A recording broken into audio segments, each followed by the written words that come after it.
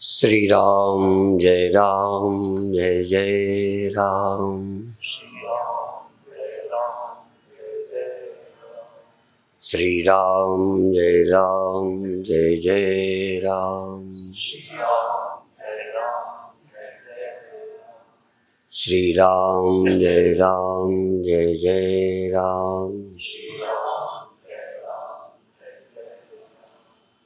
सच्चिदानंद भगवान की, सनातन धर्म की।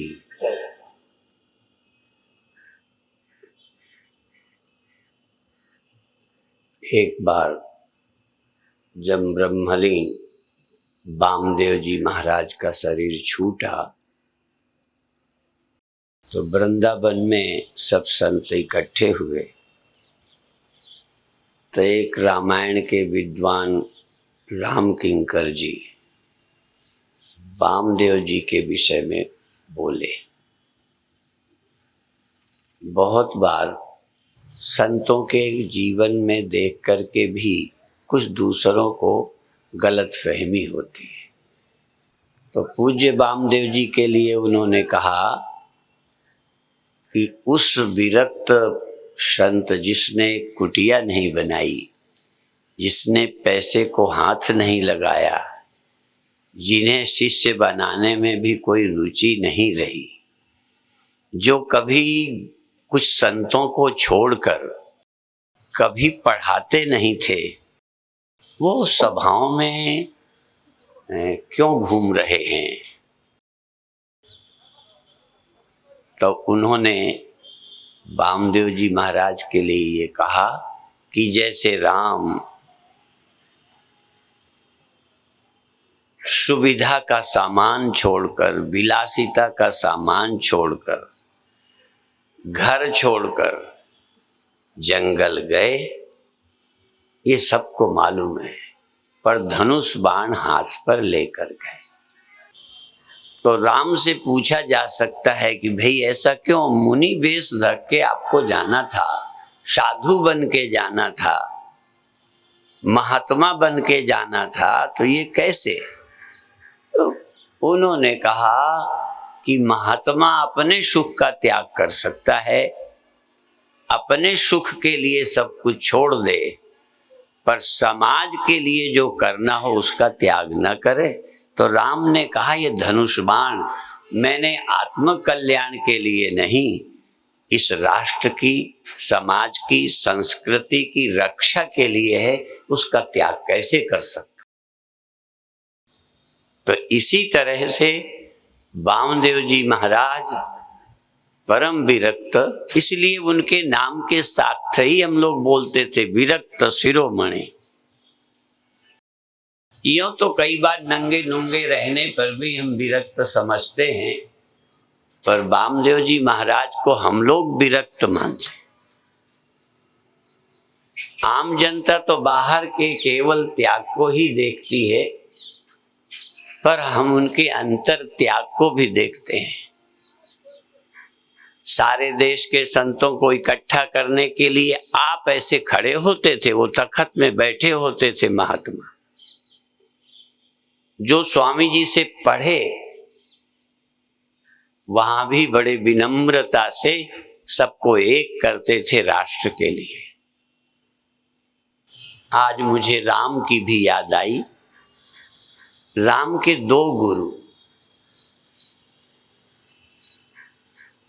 एक वशिष्ठ जिन्होंने राम को ब्रह्मनिष्ठ या राम के बहाने से ब्रह्मनिष्ठा की चर्चा की, वो हैं वशिष्ठ।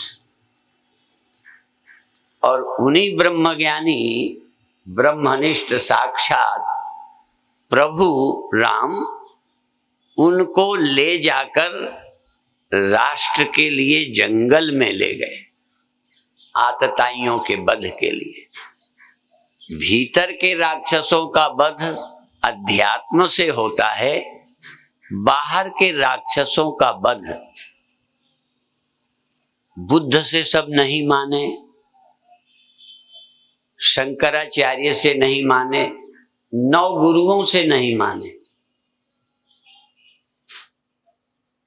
यदि 9 गुरुओं की सीख लोग मान गए होते तो 10वें गुरु का जन्म नहीं होता।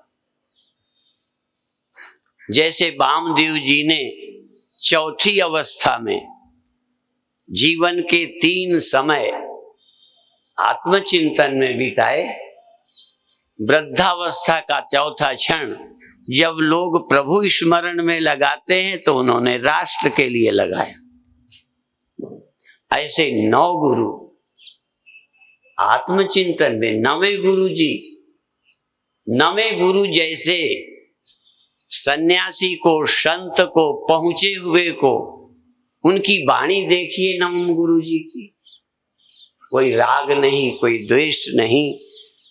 उनको यदि ऐसा किया जा सकता है तो उनके बेटे गुरु गोविंद सिंह मजबूर हो गए। इतना इतिहास देख करके दुर्दशा होने के बाद हम समझें तो हम विवेकी नहीं हैं। हमें समझना चाहिए नित्य शुद्ध मुक्त तत्व। यहाँ तक मुक्ति की प्रशंसा भी ज्ञानी को झूठी लगती है। मुक्ति प्रशंसा मंदा नाम। मुक्ति होती है न मुमुक्षुर न वै मुक्त इत्येषा परमार्थता। यह परम सत्य सबको कैसे कहेंगे? हम तो अभी मुक्ति दिलाने आए हैं, मोक्ष साधना बताने आए हैं, ब्रह्म ज्ञान देने आए हैं। लेकिन शंकराचार्य तो ये भी बोलते हैं कि कोई मुमुक्षु नहीं, कोई मुक्त नहीं, कोई मुक्ति होती नहीं, मुक्त तो है। पर ये बात कौन सुनेगा? तो अभी आप अनंत देव जी से सुन रहे थे कि जो व्यवहार को ही सत्य समझ रहे हैं, जो व्यवहार ही को नंबर 1 का परम सत्य समझ रहे हैं, उनको परम सत्य का पहले ज्ञान देना है। तब वो समझेंगे कि ये सारा बंधन आदि ये प्रतीति मात्र है, जन्म मृत्यु आवागमन वास्तविक नहीं है, ये समझ आएगी। और तब निर्भय होकर इस शरीर का, इस अंतःकरण का सदुपयोग होगा। अन्यथा तन का, मन का दुरुपयोग ही होता रहा। हमारे धन का दुरुपयोग हुआ, हमारे तन का दुरुपयोग हो गया। अज्ञानवश अहंकार और जीव भाव में रहकर हमने अपनी सुरक्षा के लिए सारी शक्ति लगाई, अपने सुखी रहने के लिए अपना धन बर्बाद किया, अपने सुखी रहने के लिए अपना तन बर्बाद किया। सुखी रहने के लिए कौन ऐसा है जो अपने तन को सुखी रहने के लिए बर्बाद नहीं कर रहा? सुबह से शाम तक हम अपने धन को पानी की तरह बहाते हैं। किस लिए? अपने सुखी होने के लिए। सुखी होने की इच्छा, बंधन से मुक्ति की इच्छा, अमर होने की इच्छा, इनसे जब आप मुक्त हो जाएं, बस मुक्त नहीं होना, सुख पाना नहीं, पाने की चीज नहीं है। अमृत कोई वस्तु नहीं है। तुम अमृत हो, तुम आनंद हो, तुम सत्य हो, ये समझकर सारा समय बच जाता है। पहले सारा समय चाहे वो युद्ध के नाम से बीते, ध्यान रखें, मैं दूसरा पक्ष भी रखता हूं, चाहे धन कमाने के नाम पर, चाहे युद्ध के नाम पर बीते, सब मैं की सेवा, अहंकार की सेवा में लगे हुए हैं। आज देश में कितने नेता, कितनी पार्टियां किसमें लगी? कोई पार्टी की सेवा में। और पार्टी क्यों? जिसमें मैं वो मेरी पार्टी, सब मैं की सेवा, इस अहंकार में लगे हुए हैं। आत्मा का उद्धार कहां? पर सबसे पहले जब आत्मोद्धार हो जाता है तब फिर अहंकार सेवा में लगता है। अहंकार की सेवा में व्यक्ति नहीं लगता।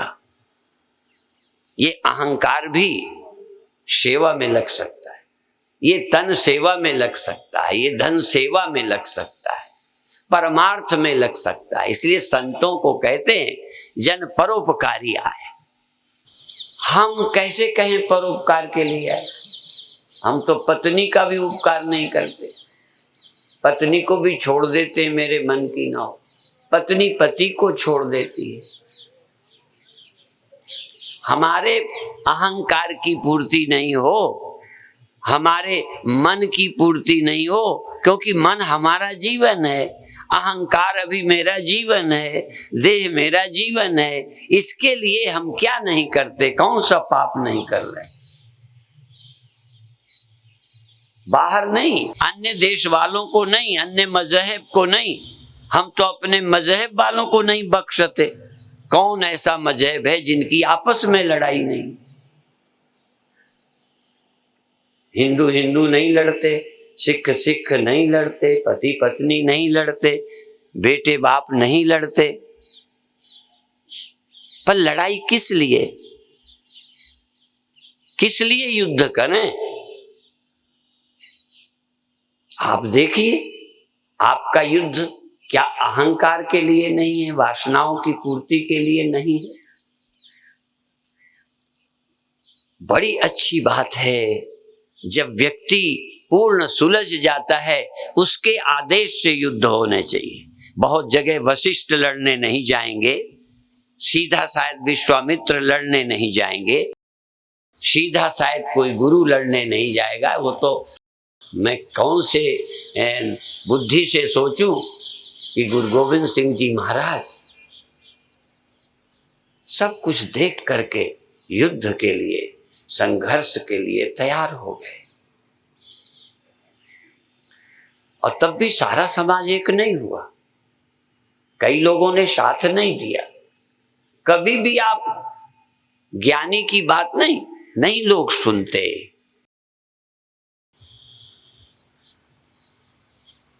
आप देखिए किस काम में लगे हो, आप मुक्त हो।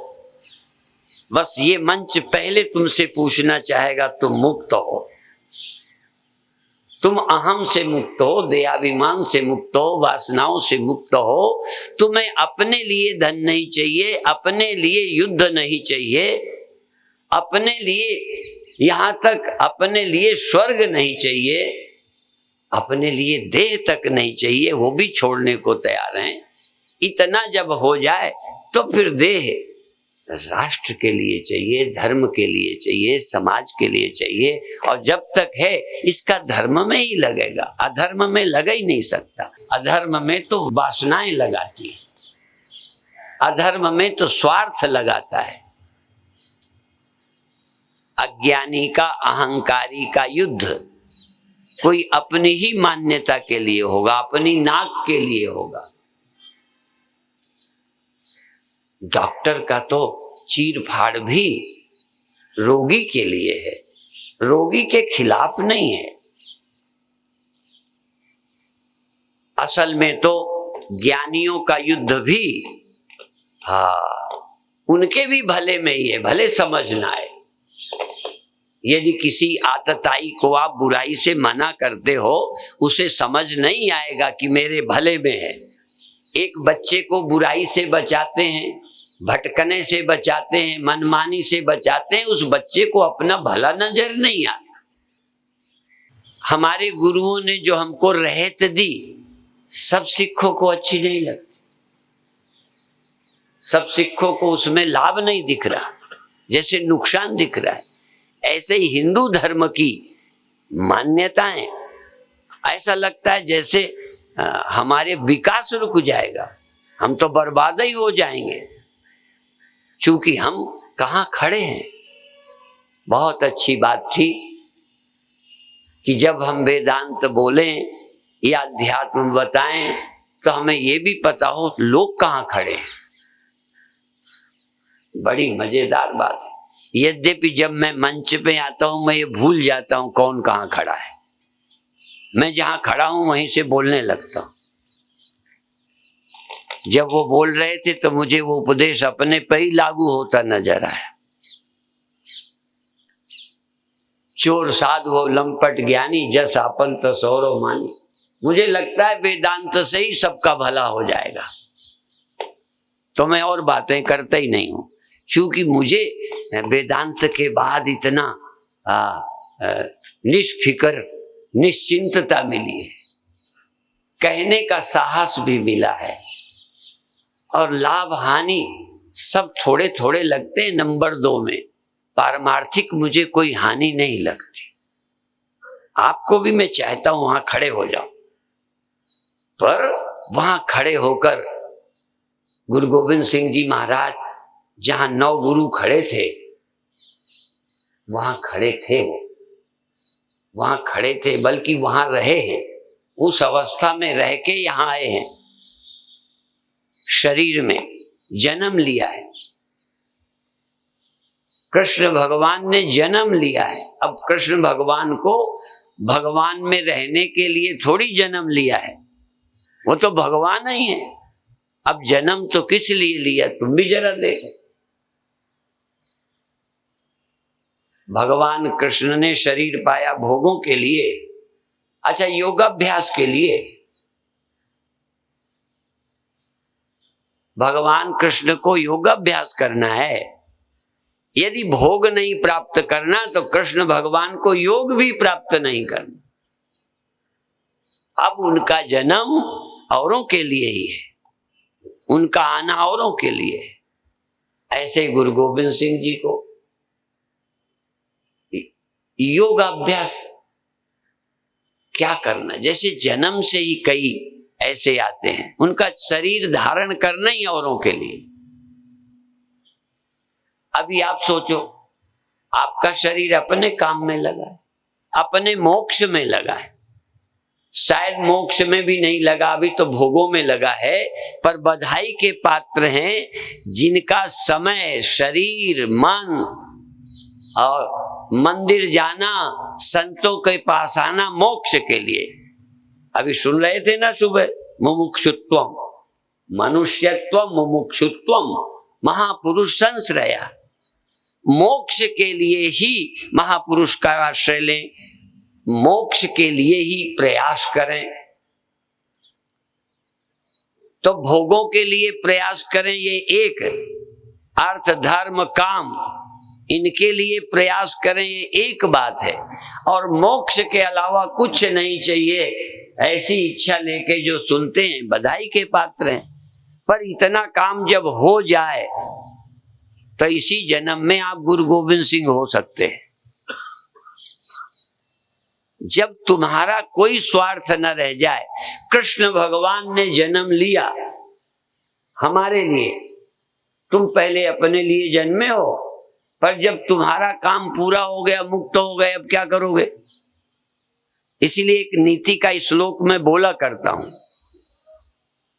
दुर्जनः सज्जनो भूयात् सज्जनः शांतिमाप्नुयात् शांतो मुच्चेत बंधेभ्यो मुक्तश्चान्यान् विमोचयेत्।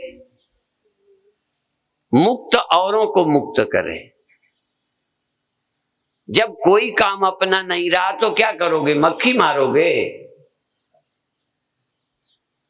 अभी तो तुम पुण्य करते हो स्वर्ग के लिए, चित्त शुद्धि के लिए भी करने वाले बहुत कम हैं। चित्त शुद्धि की महिमा भी कम लोग जानते हैं। कुछ पाने की अभिलाषा से भरे हैं। चूंकि उन्होंने कहा तो मुझे ख्याल आया कि आप सब कहां अधिक लोग खड़े हैं। कभी कभी मैं अपने लिए सोचता हूं, देश में घूमते हैं तो कुछ तो मिलता है ना हम लोगों को, पैसा वैसा मिल जाता है। तो देखो इतना प्यार है, इतने बार मैं आया हूं, यहां मैंने कितना लाख लगाया। मैं अपने लिए उदाहरण दे के बोलता हूं, देखो इस आश्रम में कितने लाख मैंने लगाए, बोलो एक ने। तो मैं कहां लगाता हूं? इसलिए एक बात व्यवहारिक है, जिन आश्रमों की जिम्मेदारी मैंने ले रखी है वहीं ले जाता।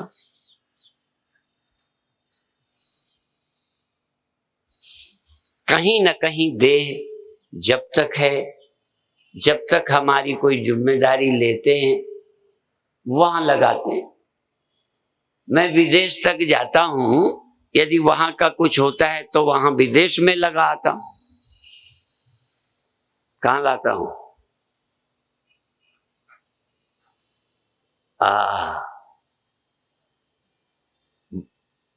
वसुधैव कुटुंबकम मैं कहता हूं, पर जैसे तन से मेरी इंद्रियां ज्यादा नजदीक हैं, इंद्रियों से मन और मन से भी बुद्धि अहंकार, यद्यपि सबसे ज्यादा नजदीक, या नजदीक भी क्या कहें, मैं ही हूं।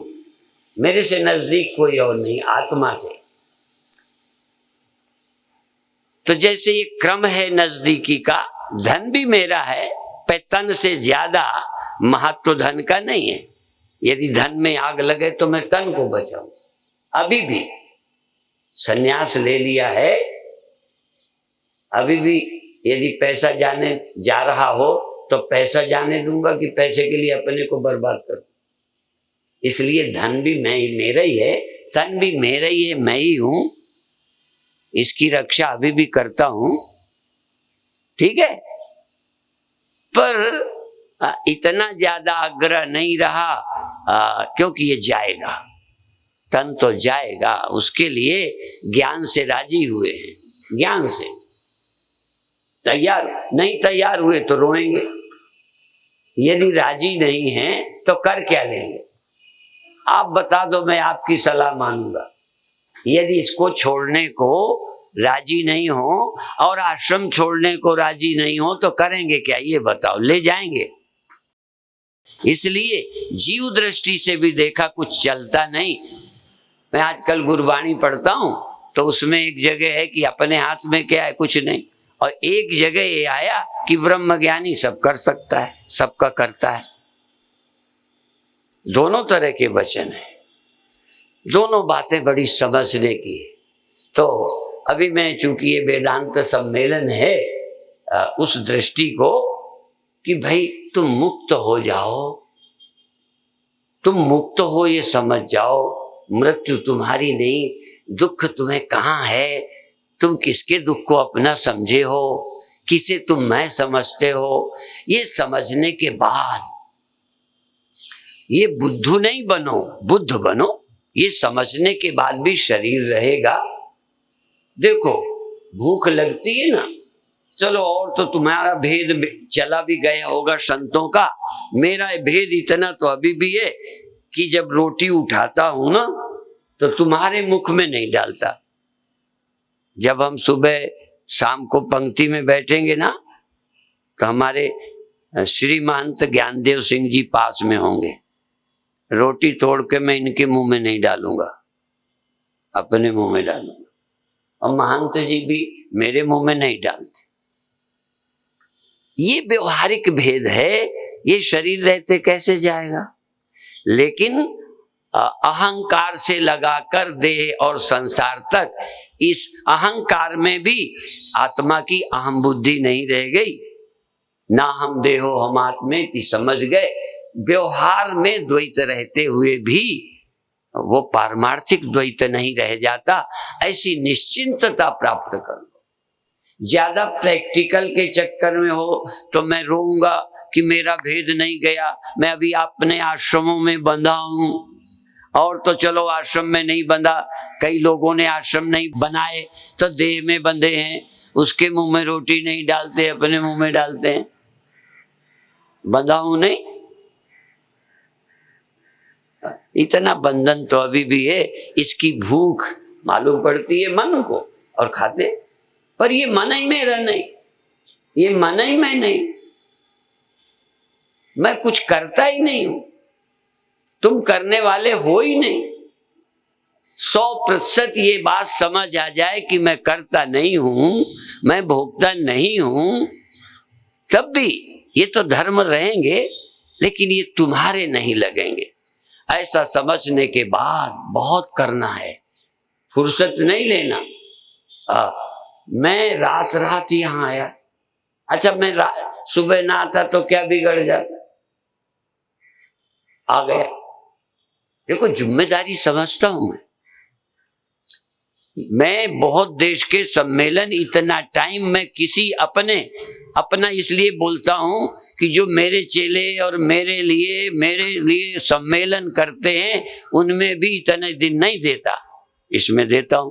देखो ये अपनापन है, पर रुपया यहां नहीं देता। क्या बताऊं किससे अपनापन है, मैं किसको जांचूं अपनापन। यहाँ का भला चाहता हूं, यहाँ का हॉस्पिटल चले, यहाँ का आश्रम चले, यहाँ का सम्मेलन और अच्छा हो, और अच्छा सम्मेलन हो, मेरी हार्दिक इच्छा है और अच्छा के लिए टाइम देता हूं। ठीक है ना। ये प्याज के जैसे छिलके, कितने छिलके चढ़े हैं, छिलके के ऊपर छिलका, कितने मेरे पुर्त हैं, उन पुर्तों को उघाड़ो और एक बार शुद्ध चैतन्य को समझ लो, अब मुक्त हो जाओ। और मैं कैसे बताऊं, जैसे भी थोड़ा बहुत अपन मुक्त है ना, चाहे हमारी बेवकूफी ही हो, हम अपने को मुक्त समझते हैं। देखो, अरे भाई तुम बंधा समझते हो, मुक्त समझते हैं, तो ना समझी ही सही, हम भी पागल तुम भी पागल।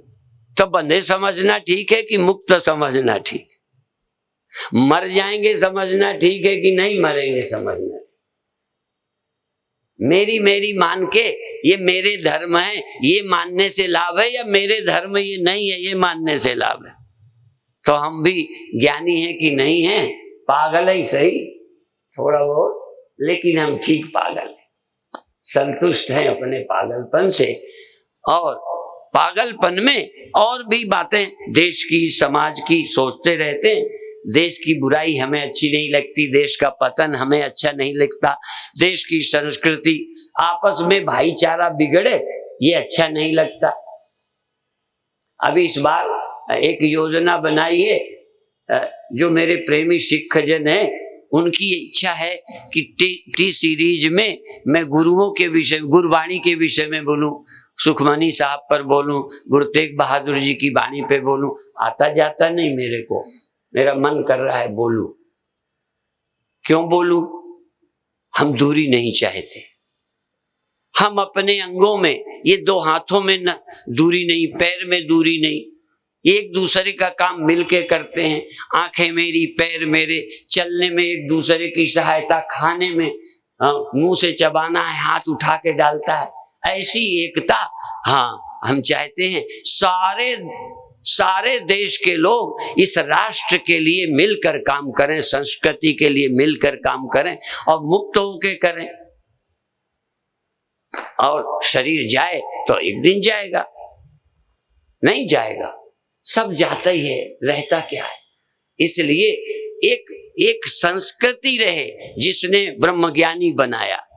बस अंत में यही कहूंगा, जिस संस्कृति ने हमें ब्रह्म ज्ञान दिया, जिन ग्रंथों ने हमें ज्ञान दिया, जिस संप्रदाय ने हमें ज्ञान दिया, ये ज्ञान देने की परंपरा नष्ट ना हो जाए, इसके लिए हमें प्रयत्न करना चाहिए। जिसने हमें शरीर रहते, मन रहते, तमाम कमियों के रहते मुझे वहां खड़ा कर दिया जिसमें कमी का लेश नहीं है। लेश, कमी का लेश भी अज्ञानी का है। अज्ञानी है तो कमी है। क्या कमी है आत्मा में? आत्मा कोई बिगड़ गई है? सुधर जाएगी। आत्मा की स्पष्टता ही मुक्ति है। तमाम कमियां शरीर की रहेंगी, बुढ़ापा रहेगा। जिस ज्ञानी का बुढ़ापा न रहे वो ज्ञानी, भूख लगना बंद हो जाए वो ज्ञानी, देश समाज से अपनापन न रहे वो ज्ञानी। मेरी समझ में भ्रांति निकल गई, मुक्त हो गया और जो काम आ जाए करता रहे। बाकी चर्चा सुबह कल फिर करेंगे। समय हो गया है, आपको फिर आमंत्रित करता हूं कि समय व्यर्थ जाया मत करो, जल्दी आया करो और देर में जाया करो। कई लोग देर में आते हैं और पहले उठते हैं। सबसे पहले आओ और पूरा सुनकर जाओ। इतना ही कहकर समाप्त करता हूँ। सुबह फिर मेरा अपना विषय रहेगा, आध्यात्मिक रहेगा। आप सबको निमंत्रित करो, अधिक लोगों को बताओ। ये भरा पूरा जितना ही आप सुनने आओगे उतने मुझे अच्छा लगेगा। मल्लाह जितने लोगों को नाव में बिठाता है खुश होता है। एक आदमी को लेकर जाता है तो उसे लगता है इतनी मेहनत तो पड़नी है, तो मेहनत बराबर। तो अधिक लोग सुने। ओम शांति शांति।